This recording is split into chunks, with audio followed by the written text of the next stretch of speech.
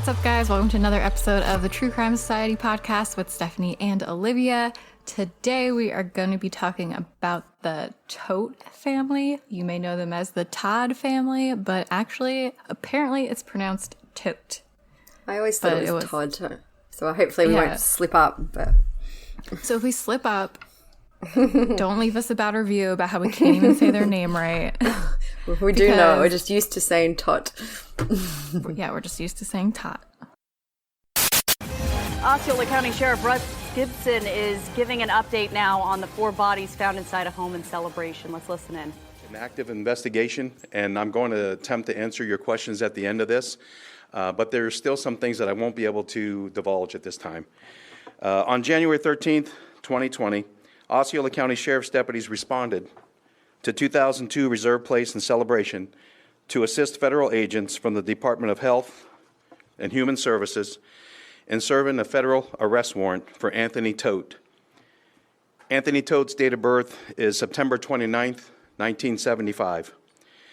Deputies made contact with Anthony in the home along with federal agents and he was immediately detained. A safety check of the home was conducted where deputies discovered 4 deceased individuals inside. The home was immediately secured and a search warrant was obtained by our detectives. Detectives and forensic investigators began their investigation and crime scene processing. The medical examiner's office also responded to the scene and an autopsy was done the following day. The reports of the autopsy determined that the cause of death of the 4 decedents inside the home to be homicide. So we'll start with a bit of a background about their lives. Megan Gula was born on January 28th, 1977 in New London, Connecticut. She met Anthony Todt while they were both attending Montville High School in Connecticut. They were high school sweethearts, and at the time this all happened, they'd been together for about 30 years. Tony Todt, as he's called in most media, Tony Todt, was voted most likely to succeed in his high school class, and he was also the valedictorian. Well, they were wrong. Yeah, yeah, I know. He doesn't... Anyway, we'll talk about it, but he doesn't seem very... I guess up to a point he probably was quite successful, but now we're looking back on it, definitely they were wrong. So after Megan graduated from high school, she obtained an undergraduate degree and she also got her master's degree in physical therapy. She enjoyed living a healthy lifestyle and she was also a talented singer and musician.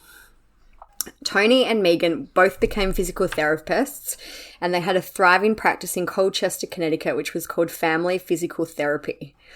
They had a company website which has now been taken down, but I'll just read you out their bios because it gives you a little bit more, insight into what they were like.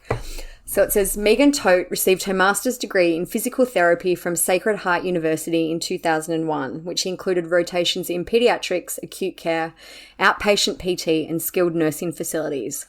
She has extensive knowledge in pediatric physical therapy throughout the country, and she was licensed in Connecticut, California, and Florida. After receiving her master's degree, Megan pursued her 200-hour certification as a yoga instructor and is also licensed as a rehabilitative yoga instructor. She enjoys integrating yoga into her overall therapy practice, and in her free time, she spends time with her family, being a mum, hiking, reading, and traveling. So then Tony's bio from their website reads, Anthony Todt received his master's degree in physical therapy in 1999 from Sacred Heart University. His rotations included home care, outpatient physical therapy, wound management, acute post-surgical therapy, and inpatient rehab. Anthony is licensed as well in California, Florida, and Connecticut, and has had the fortune to further his physical therapy experience through experiences throughout the country and his involvement in rehabilitating professional athletes, progressive surgical procedures, and continue to improve his knowledge through continuing education at the same. As far as I can tell, Tony didn't list his likes, his hobbies and things like that, but it does say he became a national certified sports and conditioning specialist and a NESTA, which I'm assuming is some type of organization, speed, agility, and quickness coach.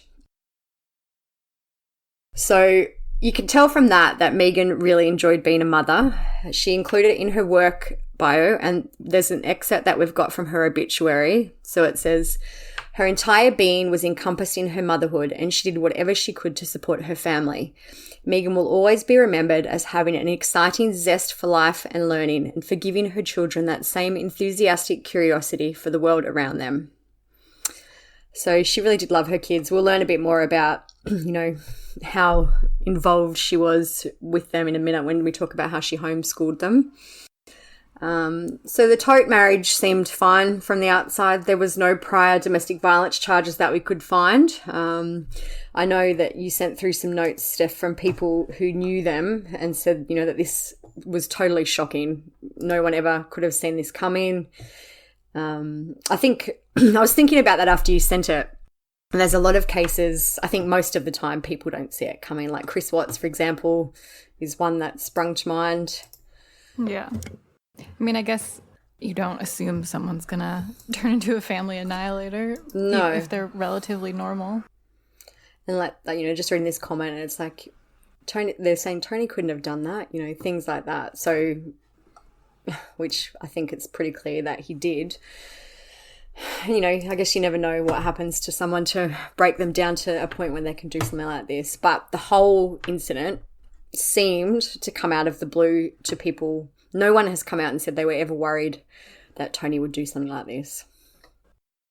So yeah, there's one of the comments says, one thing I do know and what confused me most here was he loved his kids. He'd show me pictures of his daughter all dressed up for holidays or brag about how well his sons were doing in extracurricular activities. He'd say he loved homeschooling them and that his wife was a wonderful teacher. He loved bringing the kids to Disney World. I'm aware we don't know what's going on in other people's minds, but what he portrayed to me doesn't add up with his evil actions. I believe he did this 100%. I just can't see why. So you spoke about the children in that thing. They had 3 children together. There was Alexander, who was 13 at the time. Tyler was 11 and little Zoe was 4. So Megan homeschooled all the kids. Alex loved history and soccer, and like his mum, he loved playing the piano. And Tyler was the comedian of the family. He always made everyone laugh and smile. He loved helping others, and he was great at math and piano. Little Zoe was full of life and was the princess of the family. She loved playing her harmonica, and she was excited to start ballet lessons.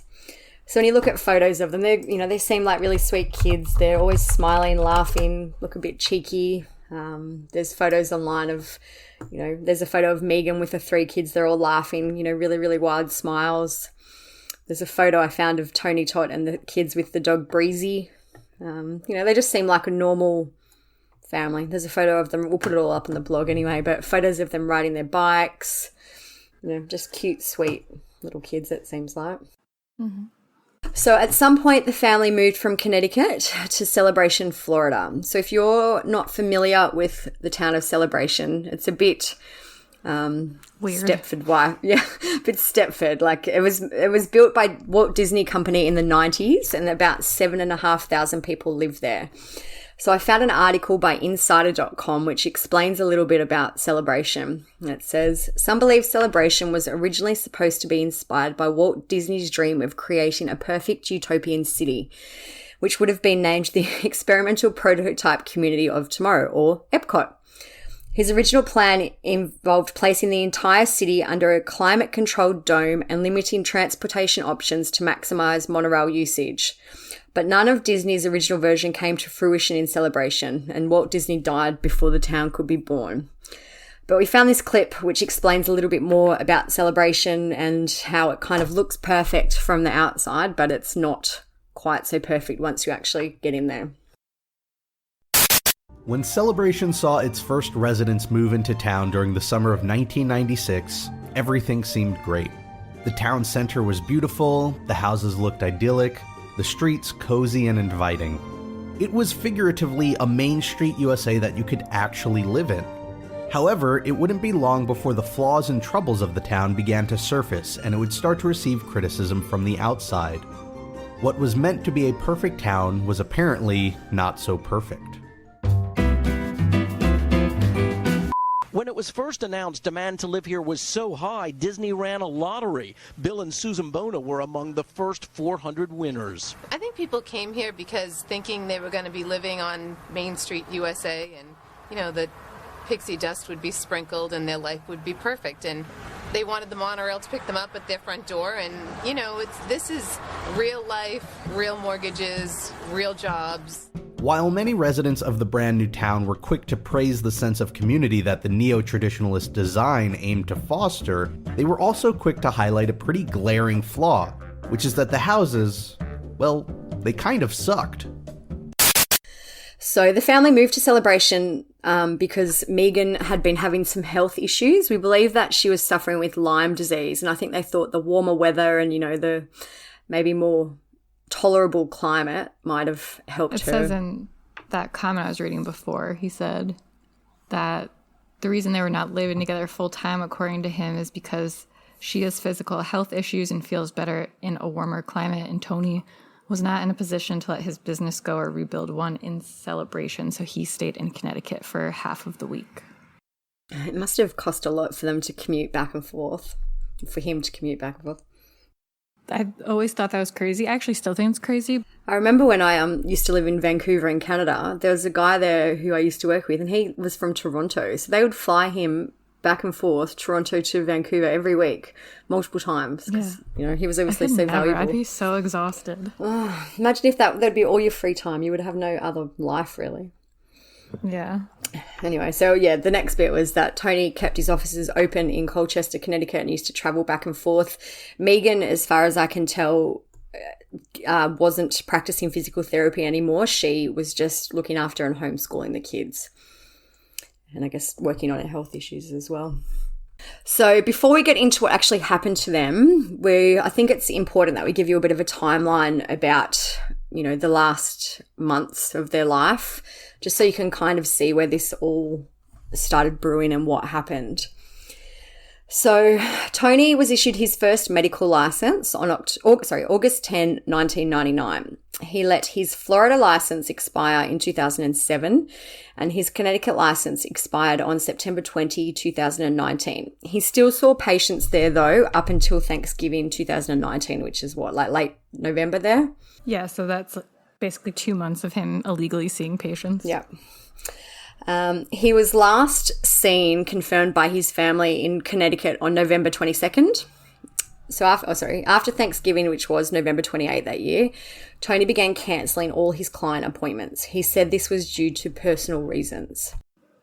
The last confirmed communication that anyone had with Megan Todt was on Megan Todt was on December 13, and that was with Alex's teacher.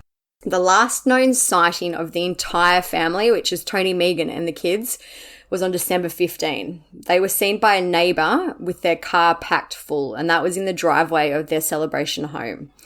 So that's an interesting, that's the last absolute time that they were seen. Alex apparently texted the teacher on December 16. I've never seen what that said. Someone might be able to send it through if they know, but that was, the last text he had with the teacher. And at some point in the week prior to Christmas, so after December 16, around then, Tony told Megan's aunt Cindy to not worry if she didn't hear from the family for a while. Cindy said, he texted me that they were turning their phones off. They were going off the grid. Sketchy. Yeah. If anyone ever says I'm going off the grid, just know that they're going to murder me, because I would not agree to go off the grid. So around all this time, there was rumours that Tony was possibly involved in a Medicaid or Medicare fraud scheme, and the family's financial troubles came to light. On December 22, an eviction notice was given to them for their Celebration home as they hadn't paid rent. So we've got a clip here where that speaks about them getting the notice from the landlord. And I think the landlord also turned off the power around that same time. The house came by and was peering in the windows. He told her he was trying to determine if his renters had moved out because they had failed to pay the rent and he had recently cut off the electricity. I don't know what happened. I want answers, but I don't know if we'll ever get the answers. Now, my colleague, Greg Fox, has been digging for information about the family we've learned from court documents was renting that house. Greg, what can you tell us? Well, we confirmed through Osceola County court records on that eviction that you had mentioned just a moment ago, Amanda, and also compared that with election records, voter records up in the state of Connecticut, as well as a series of business emails that matched in both the lease records here and business records in Connecticut to confirm that this is, in fact, Megan and Tony Todt that are originally from Connecticut. Family Physical Therapy is in Colchester, Connecticut. Locals call it a popular place for sports medicine, especially for young athletes. A small bouquet of flowers on the door is near a sign that says it will reopen in the new year. It's owned by Tony and Megan Todt, who, according to property records, have owned an Osceola County condominium since 2005 and have lived off and on in both states. While Megan's license in Connecticut is current, records obtained by West 2 Investigates shows her husband's is inactive after it lapsed in September due to non-renewal. Tony Todt also operated another business out of their physical therapy building called Performance Edge Sports, which has been under investigation by the Attorney General's office. A spokeswoman tells me the office of the Connecticut Attorney General can confirm we have an open False Claims Act investigation into Anthony Todt. Beyond that, we are unable to comment or provide further details. No other information is being provided about the investigation or the couple who, according to their Facebook pages and multiple social media posts, have 3 children. So we found out that on December 23, the day after the eviction notice, Tony paid an amount of $278,908.51 to settle a lawsuit against his physical therapy practice. He'd been hit with 3 lawsuits and he only settled this one. In all 3 cases, he'd accepted investor funding for his business, but defaulted on the payments. So he also, in addition to the $278,000, he also owed $63,525.82, and the other one was $36,279. So that is a lot of money. He owes, nearly $400,000 to the investors, and he also was behind on the rent in the amount of $5,132.05. God, just talking about it gives me anxiety. Oh, gosh, I know. And he, just him working, I know he seems like he was probably successful up to a point, but that is a lot of money. And the other thing physical therapist, you had to go to school for a long time. And the other thing too I found interesting is that apparently the family owned a home in Celebration as well. So I don't know what the deal with is that. Why that makes no sense to me. Maybe their house was too small for them, or I don't know. I don't know what the deal with that. But that's an interesting aside that I've seen. So the family started to worry when they hadn't been able to get in touch with them for Christmas. They texted Tony and asked them for photos of the kids with the Christmas gifts, but he told them everyone was sleeping, which is a bit weird. So Christmas, you get up early. No, especially 3 kids, they'll be up early. That's like the biggest red flag. On December 29, a family member phoned the local sheriff and asked for a welfare check. The sheriff released a statement, said, "Our office received a request by a family member of Anthony Todt, who resides outside the state of Florida, to check the well-being of the family because she had been told they had the flu, and she had not heard from them for 2 days. They went to the home, but they couldn't get in. They couldn't contact anyone inside the home, and in quotes it says they did not observe anything suspicious." So January 8, so that's, nearly 10 days after that, the family members got a text from Tony's phone. It was apparently from someone in a Sarasota Starbucks messaging to say they had found his phone. So this is kind of when it all started kicking off, No one can get hold of Tony or Megan. Tony's phone has apparently been found in a Starbucks, not near their house. So everyone starts to kind of panic. Danielle was the first one in our group to have heard about this case, I think. And so she made a post on January 12, 2020. And it said, "Missing. The Todt family was last heard from via text messages on the 6th of January. Tony and Megan are husband and wife and have 3 young children. Tony is a physical therapist based out of Colchester, Connecticut. The family lives in Celebration, Florida. A neighbor said they saw the family drive away in their car on the 15th of December with a packed car. There isn't any news coverage about this yet, but the family is worried and said the authorities in Connecticut and Florida are involved." So around this time, the family also made a group for them. There was still no mainstream media coverage at the time. The group was called Looking for the Todt Family.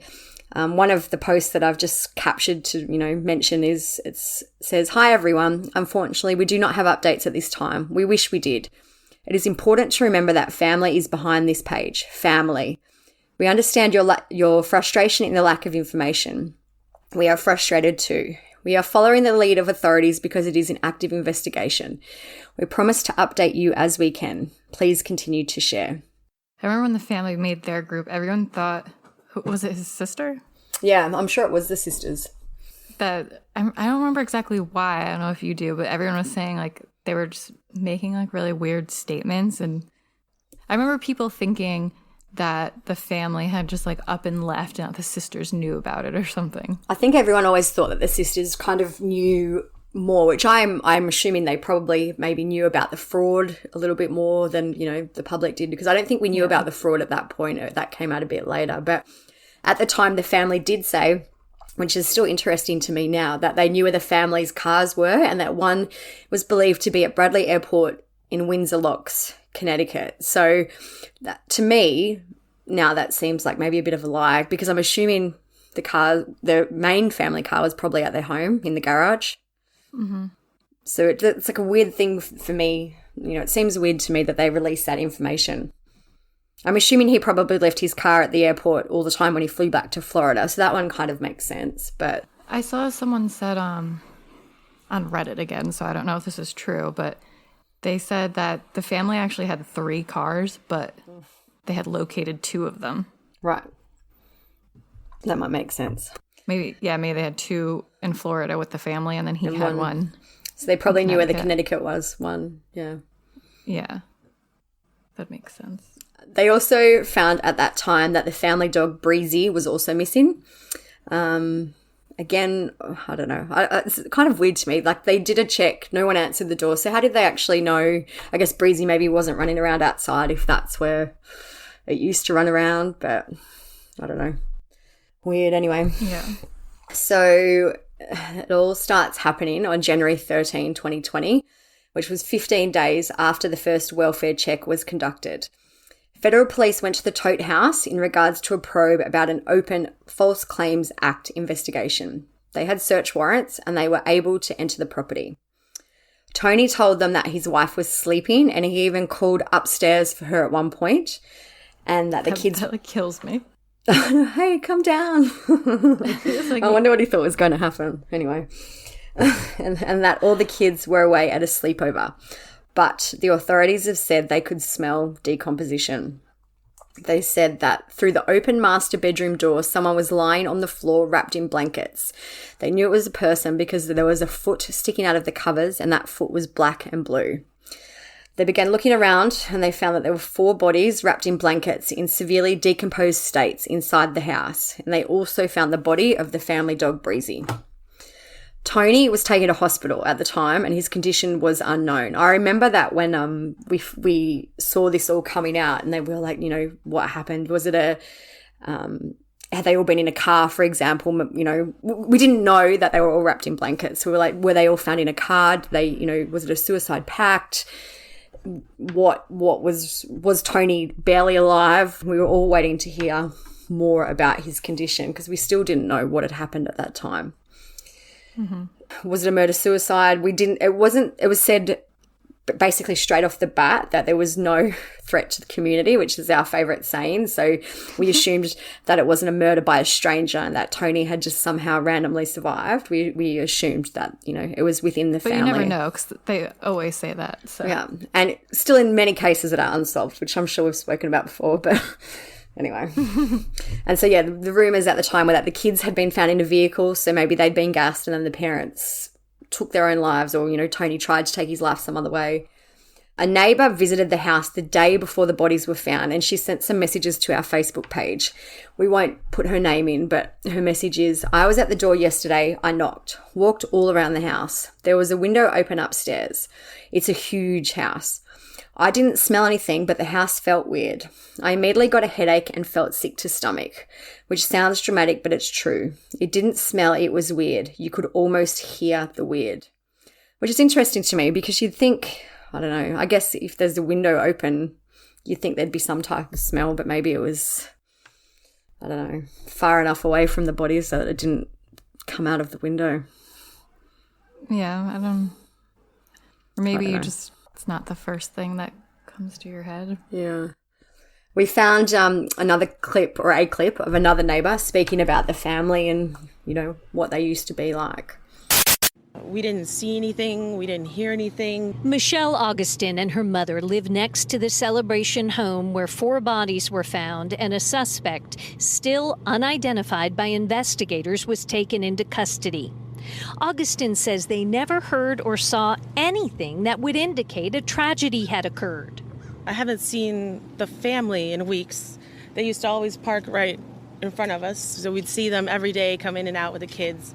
And the last time I saw them was around Thanksgiving time. Augustin and her mother say the man in this photo, who was seen being put into handcuffs at the house Monday morning, is named Tony, and he and his wife and 3 young kids had been renting that house since last May. They say at Thanksgiving they had a brief, friendly conversation with the man and then assumed the family had traveled out of town because the normal activity of the home had ceased. They would swim in the pool midnight, 1 a.m. The whole family would be swimming. They had a basketball hoop in the backyard. They'd always be playing in the driveway with a basketball hoop. So always toys and seemed like a happy family. Augustin says the first indication something might be amiss came last Friday when the owner of So we finally then started getting some more information about Tony's condition. The news agency, I think it's WESH or WESH, I don't know, either one, said he was seen being ordered out by deputies with guns drawn and was taken away in handcuffs. He was in the hospital for a few days, and we learned that he had apparently been treated after he ingested excessive Benadryl and threatened to kill himself. And a reporter called Lauren Seabrook from WFTV released a little bit more information. It says, you know, they made announcements for Tony to come out, and when he didn't, they went in. He told them Megan was sleeping. There was no response. They found the bodies, and they said Anthony could barely stand and agreed to be shaken. They say he confirmed he was of sound mind and agreed to speak when they read his Miranda warning, and then the confession followed. So we finally found out a little bit more on January 15, which was 2 days after they found the bodies. Police held a press conference. They announced that Anthony Todt had admitted to murdering his family and that he was cooperating with police. When he recovered from his overdose, he was charged with 4 counts of premeditated murder and 1 count of animal cruelty. He did not reveal a motive to police. Police believed that Megan and the kids had been dead since late December. They could not confirm what date they died. And even to this day, I don't think they've ever said a date. They've, said they died in this date range, but they've never actually known a date, which is interesting to me. I guess, with no power in the house and all that, the decomposition would have been sped up a lot too. But I feel like once it goes to trial, they're going to have a closer date as to when they were alive. Because even, I'm assuming they had social media or something, and even things like logins, accessing everything. Yeah, like even for the kids, I'm assuming they had some type of devices or a computer, or they must be able to pinpoint when they were less active. Yeah. Mm-hmm. We also started to find out some more details about their financial struggles. The eviction notice had been served as they were 1 month behind in rent, so that means that their rent was about $5,000 a month. But oddly, they remained in the home, even though they owned a home, which we spoke about in Celebration, that was 500 feet away from their rental. So that's interesting. I'm assuming that was probably rented out maybe as well, which is why they couldn't just move in there. But anyway, so how did Tony just fall so far from grace? On the same day, January 15th, a criminal complaint was released and we learned more. Tonight, our first look at the FBI's investigation into the man accused of murdering his wife and 3 children. The federal case linked to healthcare fraud. Osceola County deputies say Anthony Todt killed his family inside their Celebration home and kept the bodies there possibly for weeks. News 6's Eric Sandoval spent tonight investigating who this man is. So, Eric, what did you find out? Well, this is just a heartbreaking story to begin with, Ginger. We got a hold of this federal investigation today. It was actually unsealed in federal court. And I found out that Anthony Todt is accused of healthcare fraud.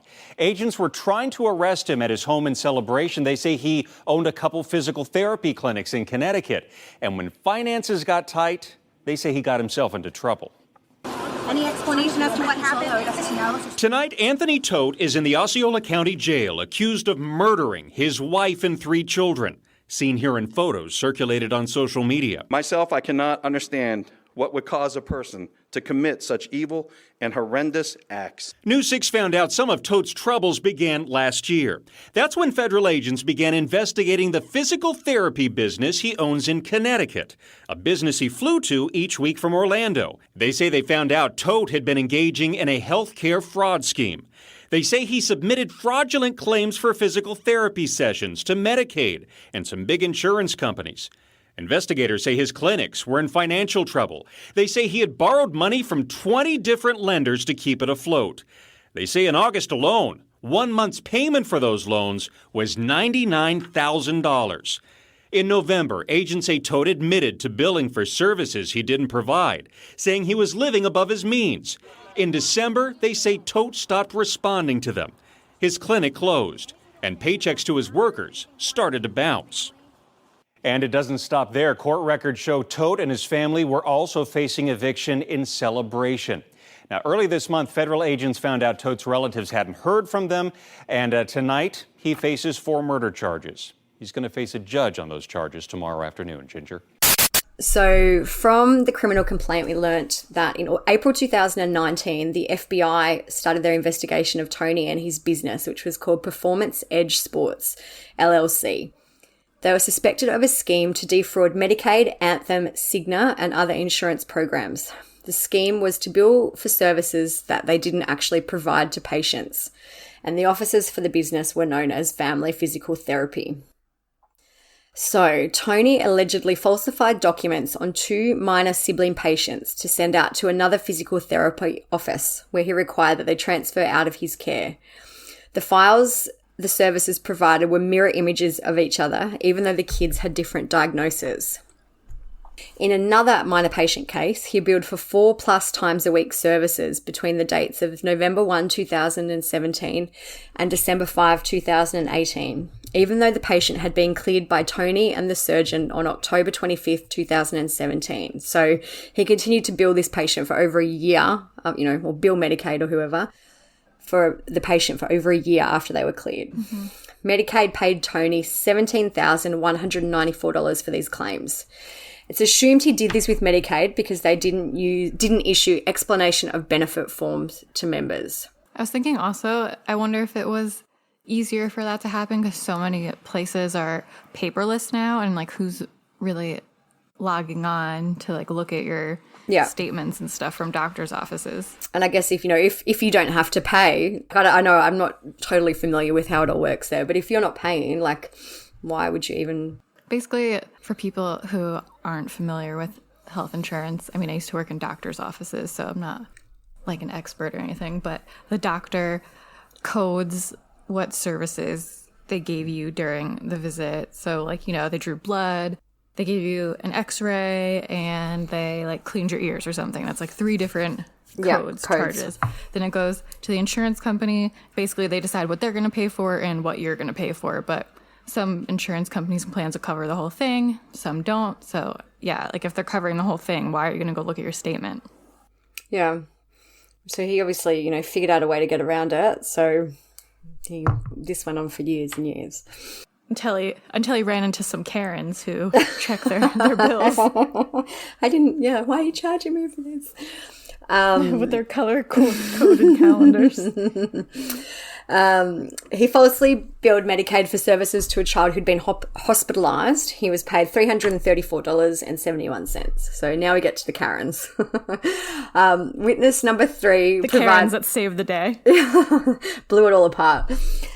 Witness number 3 provided 16 months of color-coded family calendars that showed there were no services provided on the dates that Tony had billed Medicaid and Anthem Blue Cross for, which was July 24th, 2018 to April 17, 2019. Tony claimed that for those 34 weeks, their child had had physical therapy 3 to 5 times a week. He was paid $22,964. So another family, which was a mum, dad, and 2 kids, was seen by Tony until February 7th, 2019. He billed them for 21 dates of service and was paid nearly $17,000. Another minor patient was seen approximately 10 times in office, but Tony billed Medicaid for 103 dates, and they paid him $12,673. So when the patients asked him about co-pays, Tony would tell them they were on his friends and family plan, and he would just accept what the insurance paid him for the visits. That's not how that works. So this is going on and on. He billed for services done on Saturday when the office was closed, but only on patients under 19. On August 3, 2 agents did surveillance at both offices. Both locations were clearly closed and had no patients on the schedule, but Tony billed Medicaid for services on 16 patients that day. Each patient was seen allegedly for 9 units of physical therapy, which totaled 15 minutes each. According to this, which was the current procedural terminology manual, all codes used for services were 15 minutes or less. So each patient was seen for a total of 2 hours. So he worked a 32-hour Saturday. On October 4, 2019, a search warrant was applied for and issued to agents for the office's web PT account. Agents learned that the software has an audit log which shows how many times patient records were accessed and changed, and only one file was accessed on August 3, 2019 from an IP address in Florida. Tony was in Orlando on August 3, so he couldn't have done physical therapy on 16 whole patients that day. He was paid $20,833 for providing physical therapy to patients on 8 Saturdays between the 3rd of February 2018 and the 17th of August 2019. He's just getting in deeper and deeper because he and his physical therapy office took loans or advances from over 20 commercial lenders to fund the business between January 2015 and June 2018, so 3.5 years. That's making my chest tight. How do you even keep track? I know. I don't even know where all this money was going. 20 lenders? The FBI assumed that Tony had been doing the Medicare fraud to cover the payment he owed to these lenders. So November 21, 2019, so this is right before, everything happened, his offices were searched with a warrant. He was interviewed and admitted to being the only person in charge of billing. He said that he was the sole perpetrator in the fraud, and he claimed that living above their means was the best way to put their situation, and that Megan had no idea of what was going on. He told investigators that he wanted to plead guilty. So I found a Facebook post from someone who knew Tony. I'll just read out some of it. So they're speaking about his Westchester office in Connecticut. I believe the Westchester location was open to accommodate the brand new aquatherapy fish tank, which is why I became a patient. The location was closer and cheaper than the alternative pool therapy in Glastonbury. He told me he had to borrow hundreds of thousands of dollars for that unit. While they had back-to-back patients using it for the first couple of months, I noticed that there were fewer patients and less people using the fish tank. The equipment sat empty and sucked up loads of electricity to maintain the temperature in the holding tanks. I believe he expected a lot more patients to cover that 2016 investment, and it did not pan out as expected. I'm guessing they may have had to borrow more money to cover loans, fees, interest, second location, staff, and operating cost.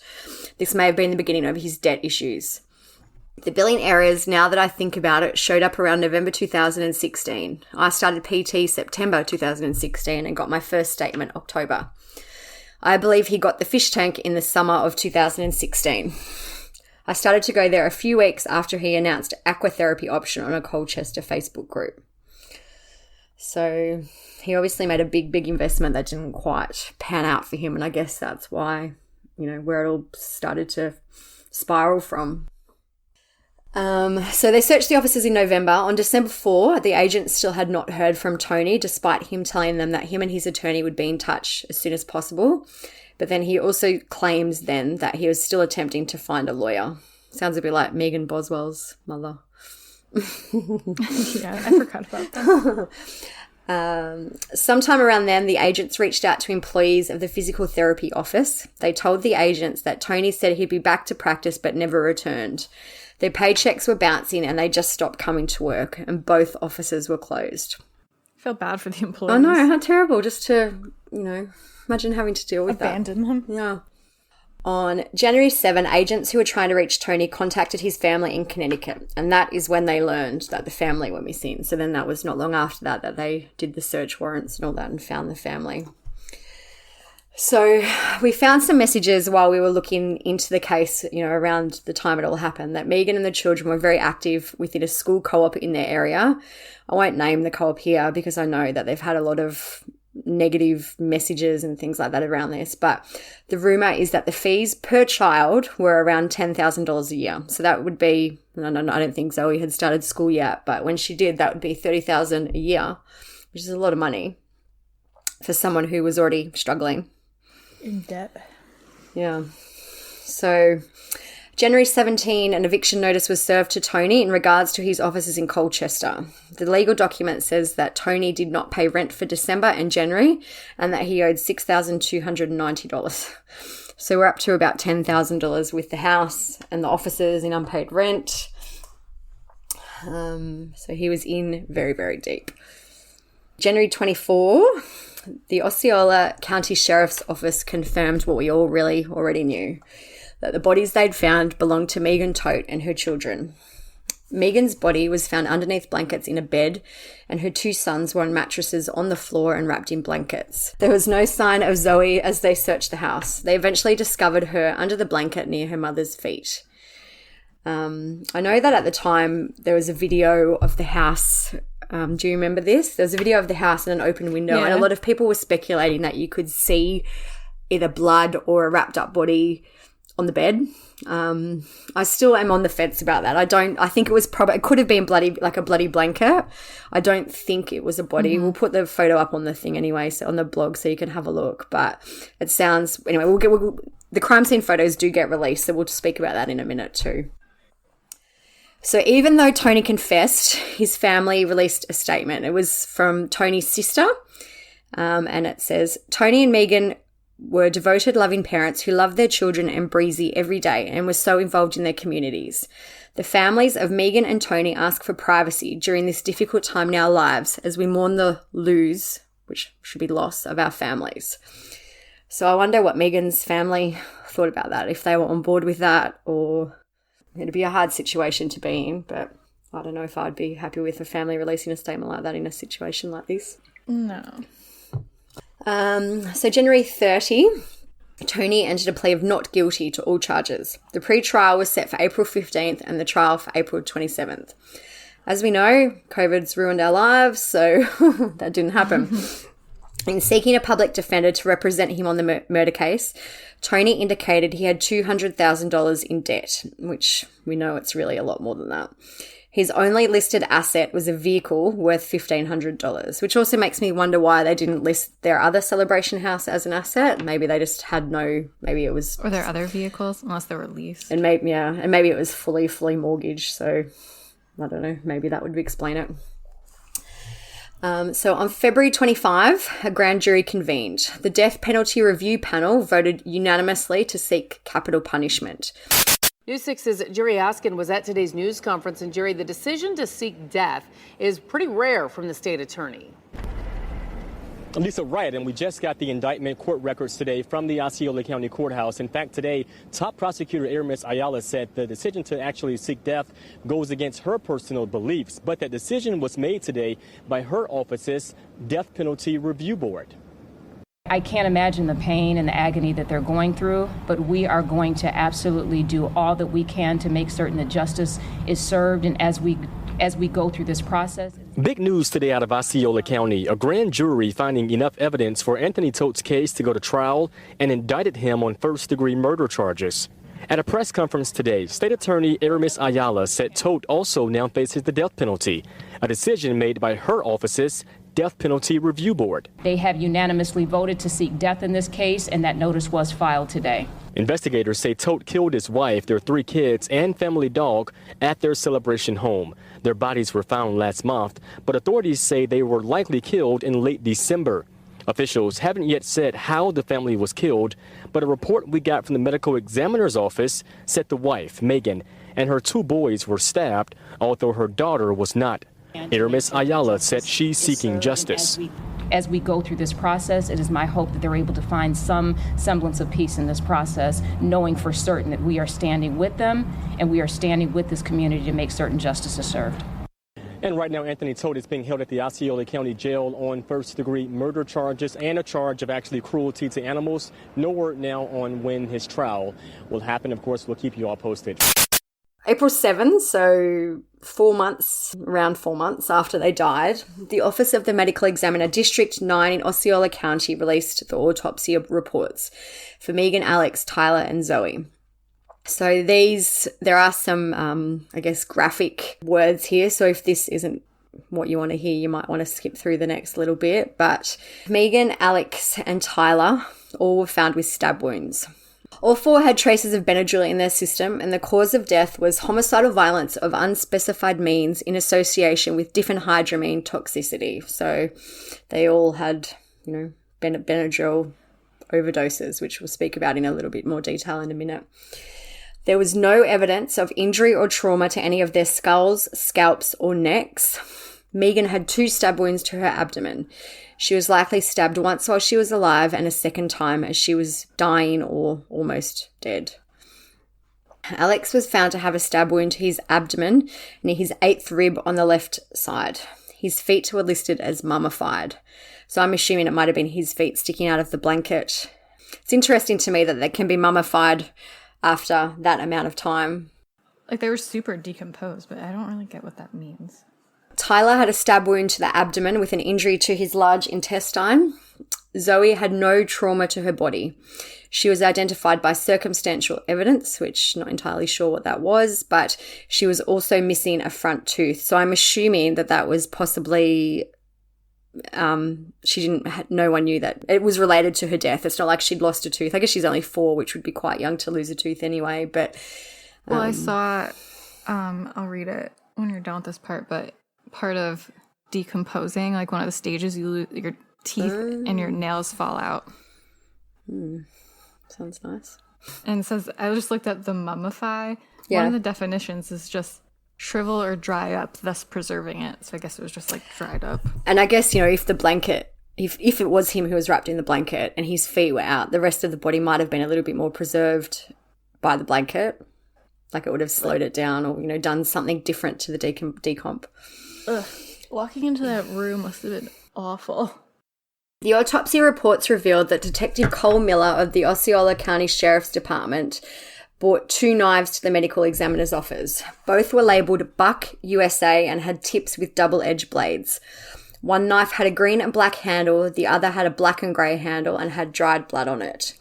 So when we were speaking about the mummification, I read a thing from Melissa O'Neill, who was the lead agent on the case, and she said, quote, "The boys' bodies are as black as leather." End quote. And then it says, the bodies had been locked inside for so long, there was no blood available for toxicology testing. So liver, brain, and chest fluid were tested along with a hair sample. I'm guessing that along with regular decomposition, since they had no power, it's probably hot in there and probably accelerated. Yeah, I guess, even though it's winter, it'd be still warm down there in Florida. Yeah. After hearing this and reading about it, got me wondering a little bit about how bodies decompose, and because it seems like not that long of a period of time for them to be like so decomposed. But I found, according to the website Aftermath, which is actually a crime scene cleanup company, they said 24 to 72 hours after death, the internal organs decompose. 3 to 5 days after death, the body starts to bloat and blood-containing foam leaks from the mouth and nose, which made me think of Tammy Daybell. Yep. 8 to 10 days after death, the body turns from green to red as the blood decomposes and the organs in the abdomen accumulate gas. Several weeks after death, nails and teeth fall out. 1 month after death, the body starts to liquefy. Then I saw... So there's 4 stages of decay. Yeah. I'm guessing that they were in probably stage 3. So I'll just read stage 2 and 3. So stage 2 is bloating. And it says leaked enzymes from the first stage begin producing many gases. The sulfur-containing compounds that the bacteria release also cause skin discoloration. Due to the gases, the human body can double in size. In addition, insect activity can be present. The microorganisms and bacteria produce extremely unpleasant odors called putrefaction. These odors often alert others that a person has died and can linger long after the body has been removed. And stage 3 is active decay, which is fluids released through the orifices indicate the beginning of active decay. Organs, muscles, and skin become liquefied. When all the body's soft tissue decomposes, hair, bones, cartilage, and other byproducts of decay remain. The cadaver loses the most mass during this stage. It sounds like there wasn't... Gross. Yeah. Yuck. I can't even imagine coming across a scene like that. Smelly. So it's assumed that Tony drugged the family with Benadryl, before he suffocated them one by one, and he stabbed the older 3, so his wife and the 2 older boys, to make sure they were dead. I'm assuming maybe Zoe passed just from the Benadryl, which is why she had no stab wounds. Sorry, the Benadryl and the suffocation, which is why she had no stab wounds. But they released the amount of Benadryl that the family had. So Megan had 5.02 milligrams per kilogram. I think this is how you guys phrase it. Alex had 6.687 milligrams per kilogram. Tyler had the most. He had 10.362 milligrams. And Zoe had 2.724 milligrams. So with their weights, that means Megan had ingested 235 milligrams of Benadryl, Alex 268 milligrams, Tyler 395 milligrams, and Zoe 37 milligrams. I looked up the lethal dosage. Yeah. And from like some experiments and whatever, it said that for kids a lethal dose can be 500 milligrams in total, but for adults it's 20 to 40 milligrams per kilogram. So it seems they were all under the lethal dose. So I wonder if he just did that to kind of knock them out, to make it easier to... It also makes me wonder, how did he give it to them?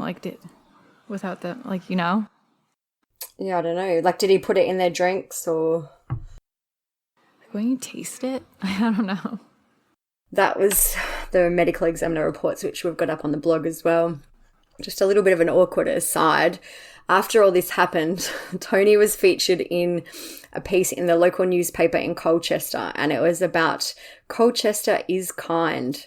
So we've got the image. It's, an image of him, and he's part of the... It's basically as bad as the Chris Watts Father's Day blanket. And it's funny, interesting. This appeared just pages after a story about him in the same newspaper, and the other story was about him murdering his family. So the editor did not do a great job there. A kind murderer. So on May 5th, so only a few months ago now, the crime scene photos were released. I'll put them all up on the blog, but you can see... So there's photos of the knives. One knife in particular does seem to have blood on it.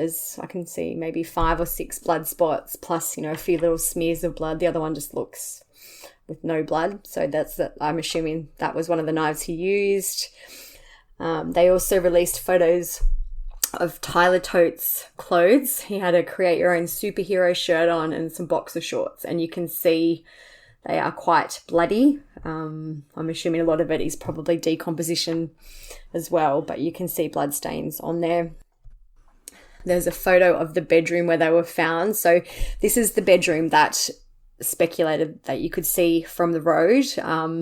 I can see it. There's a 4-poster bed. There's a bloody pink blanket or bedding on the bed, which I think is what you could see from the road. It's a big mess. Mm-hmm. There's cords everywhere, just blood on the carpet. It looks like it's very, very... he put them all in the same room. So, there's another picture. There's a teddy bear and a scarf and babushka dolls. There's just stuff everywhere. So it's chaos. He's obviously put all the bodies in one room, I guess, to try and maybe contain the smell. That might be part of why. The house is probably disgusting. Yeah. I feel sorry for the landlord who has to deal with all this after.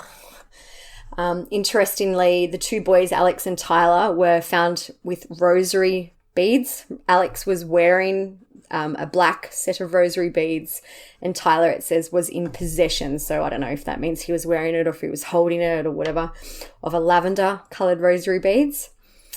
They also found boxes of Benadryl, Waldryl, and allergy tablets. So looks maybe he put the tablets into Megan's drinks and made, I don't know. There's a lot anyway. There's 3 boxes of it.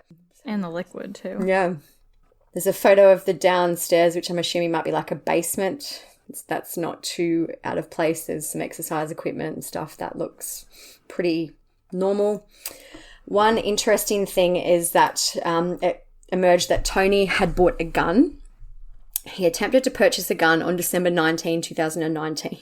For some reason, he ended up with a pellet gun. We don't know why he didn't get a proper gun. Did he not have enough money? Did he not pass a background check? We don't know. But he purchased the gun for $49.99, a box of pellets for $9.99, a Gatorade and some candy at a local sports store. It's just embarrassing. Yeah, there are photos of the gun. Looks just like a black, smallish gun. And it's interesting that photos were entered into evidence that showed 2 wounds on Tony's body that was similar to what a pellet wound might have looked like. None of the family members were found with pellet wounds. However, it has been speculated that he did use the gun to kill Breezy, the family dog, which kind of makes sense to me, but also still seems weird. Gross. Just still in the crime scene photos. One of the photos is corkboard. Is that what you guys call them? A corkboard? Yeah. Family photos. So, there's the kids all smiling and laughing. Quote. Yeah, the Gandhi quote. I will not let anyone walk through my mind with their dirty feet. And then there's like a motivational thing. It says, never quit, ever. It's also a drawing of a unicorn cat. Yeah. Very cute. They were cute kids. So anyway, we'll put all those photos up. You can check them out. There is blood. There's nothing super, super graphic though. If you're okay with blood, you should be okay to have a look at the photos. Before we chat about updates and what we think, happened, I just wanted to speak about one more crazy piece to this puzzle. The 44-year-old physical therapist came from a troubled background. His father was convicted of attempting to murder his mother, Loretta Todt, in 1980. The appeal states, quote, while Robert Todt was out of the house, an individual entered the Todt residence and shot Loretta Todt. Although the bullet fired destroyed her left eye and remains lodged in her skull, Loretta Todt survived the attack. While we were digging into the Todt family history, we're trying to find out more about, what happened and whatever. A group member came across an article from a 1981 edition of the Philadelphia Inquirer. It spoke about a man named Robert Todt.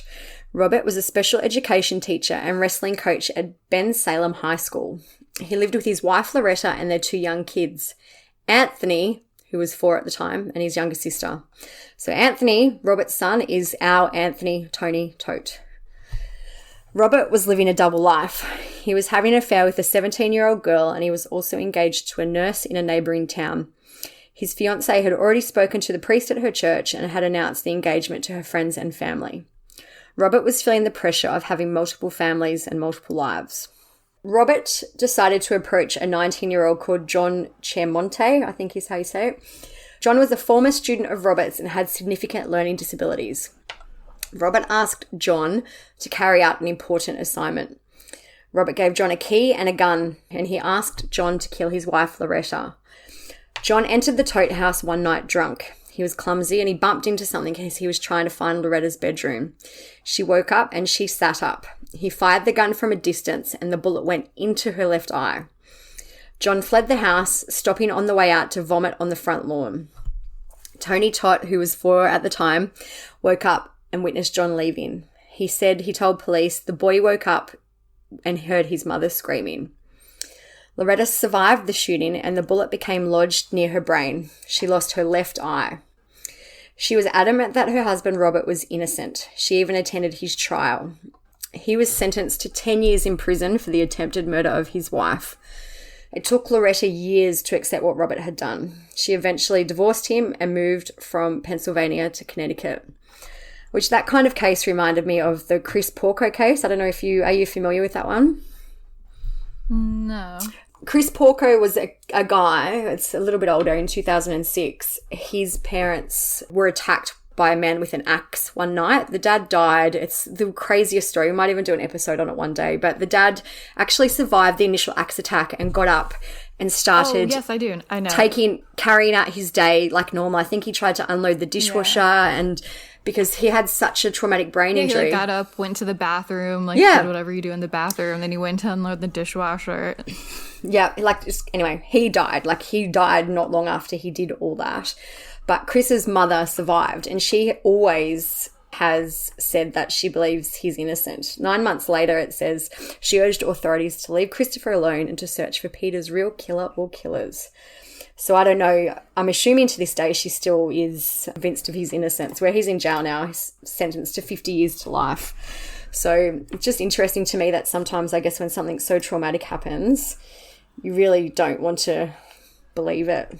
Loretta eventually did, but I just can't believe that one family, did this have something to do with why Tony killed his family? Who knows?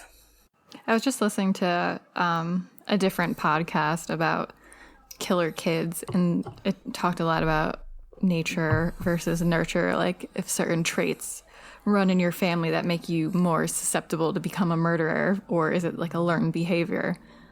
But I mean, in this case, it could be either way.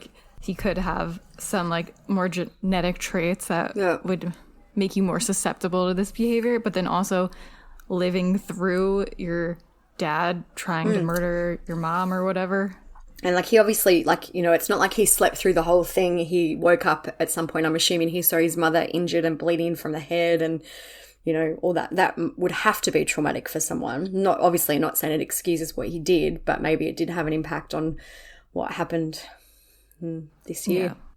Yeah. So anyway, that was just an interesting addition to this crazy, crazy story.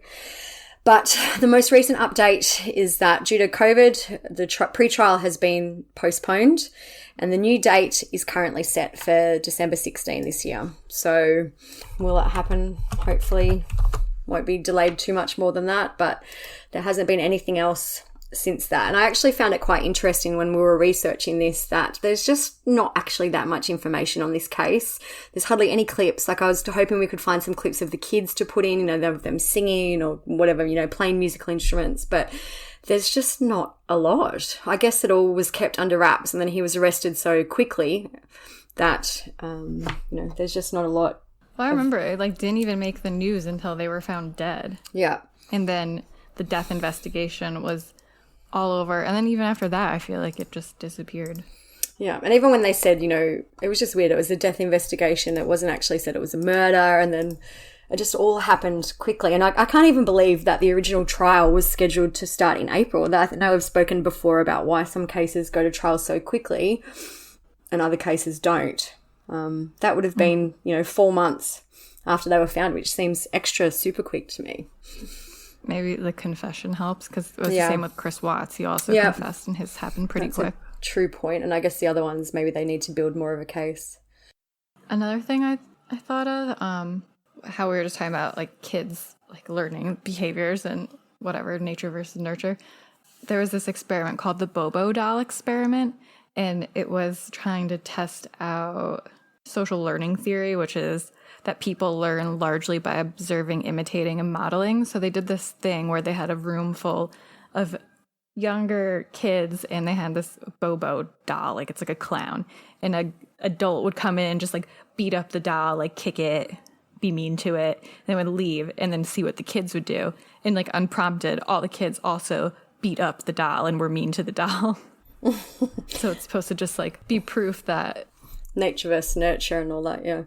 Yeah, if kids see adults doing these things, they're also more likely to do it. They're influenced by watching. Everyone always says, kids can be so mean. And I think they absolutely can. But I think a lot of the time they just go with what they see. So, they're not old enough to distinguish that this isn't. Obviously, I'm not talking about all kids, and it'll be different for different ages. But, if they see, they'll model what they see other older kids doing or other kids doing, just to, without having much discretion about what's right and wrong sometimes. Mm-hmm. Anyway. But I don't know, in terms of what actually happened, there's obviously no debate about what happened. He murdered them. We've seen their medical examiner reports, but I guess it's just the why for me. Did he die? Yeah, I feel like it's so crazy. Yeah. How did this happen? Why did this happen? Everyone says he seemed just kind of like a normal guy. Yeah. And the circumstances around it are just weird. The rosaries, and they're all in one room. And like, why did they pack the car up? Like, did they actually end up going somewhere? Yeah. I would love to know that as well. Maybe, did he always plan to do this? Did he really plan to kill himself? I'm not convinced he did. I think that he made a half-assed attempt to kill himself because he, didn't want to die. I thought it was just weird that he, like, tried to overdose on Benadryl. I still don't really know how common that is, but I started looking it up about diphenhydramine, and I found a stat that 2011, there was 19,000 emergency room visits, and 9,000 of those were suicide attempts. So that's a lot higher than I thought it would have been. But also that diphenhydramine is generally abused because it gives you a sedative effect and it can cause delirium and hallucinations. Yeah. So there was a lot of instances where people would use it to sleep, or if they're stressed out, they would start taking Benadryl to kind of try to calm them down. But then you end up taking too much and you get delirious and you start seeing shit and you get paranoid. Like there was one study, I guess, or just research article about there was a 17-year-old who took 25 milligram tablets of Benadryl in 3 hours because he was upset about a breakup with his girlfriend and was having a hard time sleeping. His parents noticed him being visibly agitated, that he was talking to birds, trees, and the walls. So that makes me wonder if he was generally abusing Benadryl and maybe had some sort of psychotic break. I never really thought about that. That could be a possibility. It just seems so weird to me. My personal, maybe theory is that he killed them because he knew what was going to happen with the fraud stuff. Maybe he was embarrassed. He didn't... I know it sounds like a stupid thing to do, but maybe he just didn't want them to know, and so he thought, the only way I can get out of this is to kill them. And I don't know how credible it is, but I did see another stat reading that most family annihilators are white guys in their 30s to 40s and usually do it because of some sort of loss of control. Yeah, which would absolutely be in this case. I know with Chris Watts, he lost control over his marriage and the affair he was having. I know people have speculated, could it have been the baby being born? Yeah. Could it have been something like an affair? And I don't think it was in this case. It's never ever come out, obviously. No. It might come out, but I think for him it was probably more financial. And, I'm assuming Megan, when we spoke about the co-op homeschool, if that is true, that it was $10,000 per kid, she was very passionate about her children and their schooling. So maybe she was pushing for this co-op schooling to happen, and that was just another pressure for him. Yeah, I think that. And then maybe it led him to start abusing drugs. Because, I'm assuming there, if he was this much in debt, I guess it was even more so the fraud, but in debt, he could have declared bankruptcy and, started again. But it was probably the fraud where he was going to be facing jail that maybe he didn't. Just seemed like a big mess. And he did say, I feel like it is probably true, but I don't know that Megan really had no idea about the fraud or the money or the bills. Yeah, which seems interesting, but maybe he just always dealt with that. Yeah, maybe it just felt a lot of pressure to keep up the image. Yeah, and it does sound like, I'm sure in Florida they could have moved to a more, it sounds like Celebration is an expensive place. It's, this perfect town. So they could have moved somewhere that was cheaper and still for the climate. They obviously had a lot of things to keep up with and they were expensive. Yeah, it seemed they cared a lot about keeping appearances. Yeah. And I think it was mainly him, even maybe more so, who wanted to do that. I don't know if Megan seemed, obviously we don't know, but it doesn't seem like she was as worried about that as he was. Yeah. I know you sent me the other thing about someone who knew Tony. I'll just read it out because it gives you a bit of an insight into what he was like and how difficult it is for people to understand that he did this. So it says, I remember when Zoe was about to be born, he was so excited. He talked about making her nursery, and then she was born. I was thrilled for him. He couldn't wait to show me all the cute little things she was doing. I said, oh, she's so cute. And he said, I know, isn't she? And look, something else. I love her so much. And then it goes on and it says, then he was really busy and kind of stressed. Okay, he's got 2 businesses. He's trying to open a 3rd. I met his dog. Oh my God, she's so cute. And he replied, isn't she? I love her. Something cute about talking about the dog. And then it keeps going. Nothing seems real. The news keep calling him Anthony, and I keep having to translate it and go, oh, Tony. I keep hoping they'll say something like, he was schizophrenic. He was on bath salts. He had a psychotic break. I think because it distances him from the crime, and for some reason that makes me feel a tiny bit better. I keep reading people say that he should get the death penalty, and my instinct is to defend him because of who I thought he was. And then I remember. Sad. Yeah, it really does sound like it was crazy, totally out of the blue.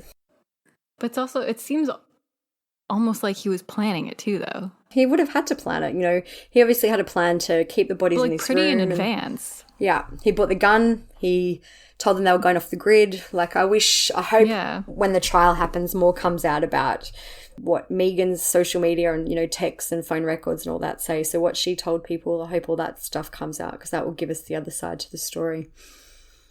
And I want to know what he was doing the whole time that they were dead in the house with him. Like, and with no power. So, like, what was he doing? Ugh. Gross. That's how I imagine this house was just, like, filth. Yeah, flies and maggots and ugh. Like that downstairs, I'm assuming that's a basement. Doesn't look too crazy filthy. Like, it looks fine. But yeah, the bedroom that looks fine. Is pretty hardcore. All right, well, that's really all we have for the Todt family murders. Hopefully we get some updates sooner than later and coronavirus doesn't keep pushing this out because we're dying to know more information, and we'll definitely keep everyone updated as soon as we find anything out. As Olivia said, you can find any of the pictures or the sound clips and all of our sources and the entire script on our website at truecrimesociety.com. If you're not in our Facebook group, you should 100% join that because that's where a lot of this stuff comes from. We ask a lot of questions about the podcast, get ideas from the podcast for there. It's a fun group most of the time. People have been a little rowdy lately, but what are you going to do? Yeah, it's good. We have fun. Come join us. We've tossed around maybe a few different topics and things that we want to do for our next episode. So we're still just finalizing those. If you are interested in learning more before the podcasts are released, just make sure you come and join us in our group, True Crime Society. Oh, I do want to say something else. One, I forgot to say in the podcast, I know we posted it, I wanted to thank Nikki for helping me with the research for Holly Bobo. And this one, Lazzie and Kelly both helped us research. They did a great job and they put in a lot of work. So they thanks, did guys. A ton of job on the blogs at the time as well. There's a screenshot blog of the Todt stuff. And so they did a great job with the blogs too. That's all we have, crime. Do you want me to say it? No. We don't have a tagline anymore. So bye. See ya. Bye.